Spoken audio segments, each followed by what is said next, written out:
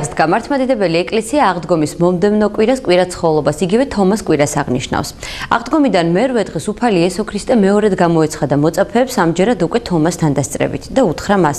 მისულიყო მასთან და ხელით შეხებოდა მის ჭრილობებს, თომა მუხლებზე დაეცა. თაყვანისა მაცხოვარს და თქვა: უფალო ჩემო და ღმერთო ჩემო. იგი პირველი იყო მოწაფეთა შორის, რომელმაც პირველმა აღიარა იესო ქრისტეს ღვთაებრივი ბუნება. შენი ხილე და ირწმუნე თომა, უთხრა უფალმა. ნეტარი ქმნებიან ისინი, ვისაც არ უხილავს და იწამა. გილოცავთ კვირაცხოვლობას და გთავაზობთ სიუჟეტს თომას კვირის შესახებ.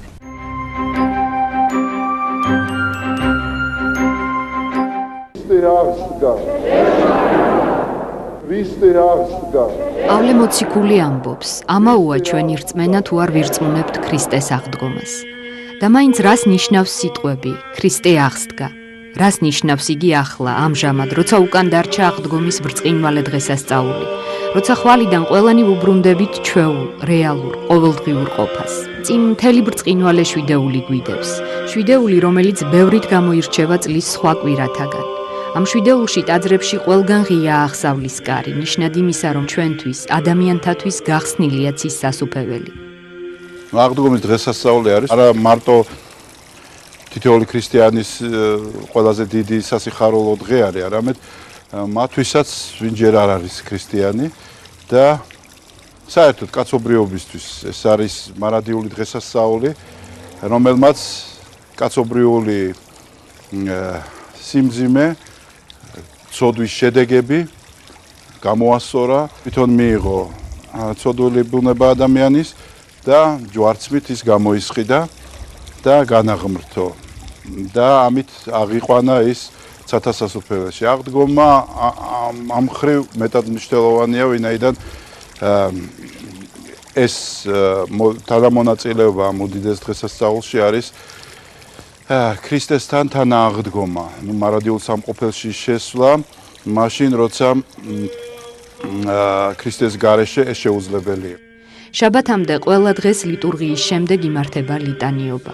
ბრწყინვალე შვიდეულში ცხადდება მსგებსი და ამ კვირის ოთხშაბათსა და პარასკევს ადამიანები აღარ მარხულობენ. ასე იქცევა მთელი კვირა თითქოს ერთ მთლიან საზეიმო დღედ. ქრისტეს აღდგომიდან მთელი 40 დღის განმავლობაში ქრისტიანები ერთმანეთს ესალმებიან სიტყვებით: ქრისტე აღსდგა. და ასე მოდის 2000 წლის წინ მომხდარი აღდგომიდან მოყოლებული. ქრისტემ საფლავში სამდღიანი ყოფნის შემდეგ თავისი აღდგომით დაასრულა სიკვდილის მეუფება, რომელიც ადამიანზე ადამიდან მოყოლებული ქრისტეს აღდგომამდე ბატონობდა. ქრისტემ გოლგოთაზე ჯვარცმისას გამოისყიდა ჩვენი წინაპრების ცოდვები, ხოლო აღდგომით უკვე გააუქმა ამ ცოდვებისათვის ადამიანთათვის დადებული მსჯავრი. ქრისტემ თავისი აღდგომით განგვიცხადა იმ საყოველთაო აღდგომაზე, რომელიც კაცობრიობას მომავალში ელის და როცა ადამიანთა სულები სამუდამოდ შეუერთდებიან თავიანთ სხეულებს, უკვე ფერნაცვალნი, უკვე განსულიერებულნი, უკვე უკვდავნი. აღდგომას აუცილებლად წინ უნდა სდევდეს ჯვარცმა. ეს არ არის უბრალოდ სასიხარულო ფაქტი, მომხდარი ერთ მშვენიერ დღეს, არამედ ეს არის დიდი ხანგრძლივი ცხოვრების მანძილზე მიტანილი გოლგოთის მთაზე ის ტვირთი, რომელიც კაცობრიობამ დააგროვა მთელი ცხოვრების განმავლობაში, ესევე ყოველი ადამიანი აგროვებს თავის ცხოვრების განმავლობაში და ის, ვინც თანაჯვარს ერწმევა ქრისტეს, ის მასთან ერთად აღდგება მარადიულ სამყოფელში. ყველა რწმუნება, რასაც ადამიანის გონება ამტკიცებს ჩვენი სულების უკვდავების შესახებ, არაფერია ქრისტეს აღდგომასთან შედარებით. ამ აღდგომით მოგვეცა არა მხოლოდ იმედი, არამედ რწმენა ჩვენი მომავალი მკვდრეთით აღდგომისა. ქრისტეს ჯვარცმისას სიკვდილი შევიდა ღმრთაებაში და მოინდომა მისი დათრგუნვა, მაგრამ დაგებული ხაფანგივით მასშივე განქარდა. მას შემდეგ ყველა ამ ქვეყნიური დღესასწაული გაფერმკრთალდა ამ დღესთან შედარებით. ამიტომაცაა ქრისტეს აღდგომა დღესასწაულთა დღესასწაული და ზეიმთა ზეიმი. ამიტომაც სწორედ მას და მხოლოდ მას ეწოდება ბრწყინვალე დღესასწაული. და ეს უმთავრესი ქრისტიანული დღესასწაული დადგინდა ჯერ კიდევ მოციქულთა დროიდან. თუმცა იგი მაშინ მხოლოდ იესო ქრისტეს გარდაცვალებას ეძღვნებოდა. ეს დღე თავდაპირველად მთელ აღმოსავლეთში ნისანისთვის მე-14 დღეს აღინიშნებოდა. დღეს, როცა ებრაელებმა ეგვიპტიდან გამოსვლამდე ღვთის უწყებისაებრ მოამზადეს საპასექო კრავი, რომელსაც შემდეგ, როგორც იოანე ღვთისმეტყველი და წმინდა მამები გადმოგვცემენ, მოჰყვა იესო ქრისტეს ჯვარცმა. მამათა სწავლებით ებრაელთა საპასექო კრავი ქრისტეს წინასახია და ამიტომაც მოიხსენიებს წმინდა წერილი ქრისტეს ასე: ღვთის კრავად, საპასეკო კრავად, პასკად. ამ დღეს იმპერატორები პატიმრებს, მდიდრები კი მონებს ათავისუფლებდნენ. ღატაკებისათვის ხელისუფლება სხვა კერძო პირებთან ერთად გასცემდა მოწყალებას. შეხვედრისას ადამიანები ამ დღეს ერთმანეთს უწვდიდნენ წითლად შეღებულ კვერცხს სიტყვებით: ქრისტე აღსდგა. ამ ტრადიციას კი საფუძველი დაუდო მარიამ მაგდალინელმა, რომელმაც იმპერატორ ტიბერიუს სწორედ კვერცხი გაუწოდა და აცნობა ქრისტეს აღდგომა სიტყვებით: ქრისტე აღსდგა. იმპერატორი გააკვირვა ამან და არც დაუფარავს თავისი გაკვირვება. განა შეიძლება მკვდრის აღდგომა. ეს ხომ ისევე შეუძლებელია, როგორც ის, რომ ახლა ეს კვერცხი გაწითლდეს. და როგორც გადმოცემა გვიამბობს, მის და კიდევ უფრო გასაოცრად კვერცხმა მის თვალწინ იწყო თურმე გაწითლება.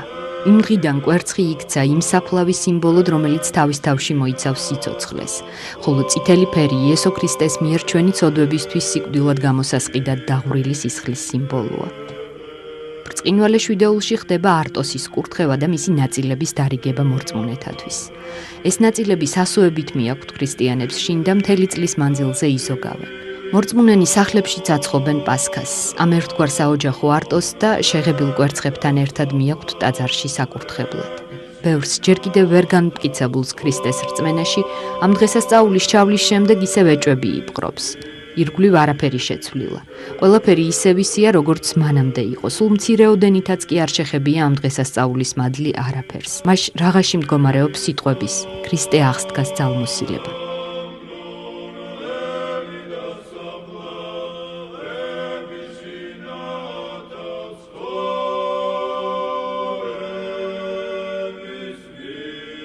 ძალიან მნიშვნელოვანია აღდგომის დღესასწაულის შემდეგ განახლებული კვირა, რომელსაც ქვია ანტიფასხა. ანუ ქართულად ეს არის კვირაცხოვლობა. ეს უმნიშვნელოვანესი დღეა, ვინაიდან აქ არის ხსენება თომა მოციქულისა. თომა, რომელიც ასე ვთქვათ, ურწმუნო იყო და სანამ თავისი თვალით არ იხილა მკვეთრით აღდგარი უფალი, მანამდე არ ჯეროდა. და საერთოდ ამ კვირას რაღაც რწმენის დღესასწაულათაც მიიჩნევენ, თუმცა აქ არ არის უბრალოდ